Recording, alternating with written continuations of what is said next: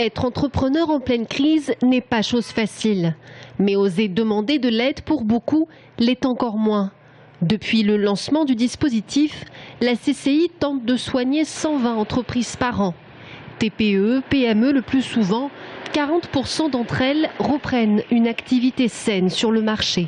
Il faut être à l'écoute de ces chefs d'entreprise qui, dans la crise et dans les difficultés de leur affaire, sont seuls, n'ont pas de personnes à qui se confier, au contraire même se renferment sur leurs difficultés pour éviter que leurs clients soient au courant, que leur personnel soit au courant, que leurs banquiers soient au courant, et donc hésitent beaucoup et ont beaucoup de réticence à franchir le pas du tribunal de commerce, parce que pour eux, s'adresser au tribunal de commerce, c'est presque signer leur arrêt de mort. Carnet de commandes qui s'assèche, une stratégie obsolète ou encore un défaut de formation du personnel.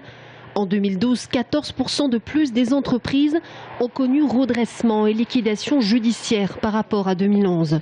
Anticiper, la clé selon la CCI, sans laquelle l'état de santé peut dégringoler très vite. Ce que je crains, c'est un effet domino, c'est-à-dire que même des entreprises qui sont plutôt en bonne santé au milieu de tout ce chaos économique peuvent être touchées par la défaillance d'un client important et se trouver elles-mêmes en difficulté. Anticiper, confidentialité, gratuité des conseils. Une cellule d'experts accompagne les entreprises grâce à un maillage couvrant les acteurs indispensables au succès.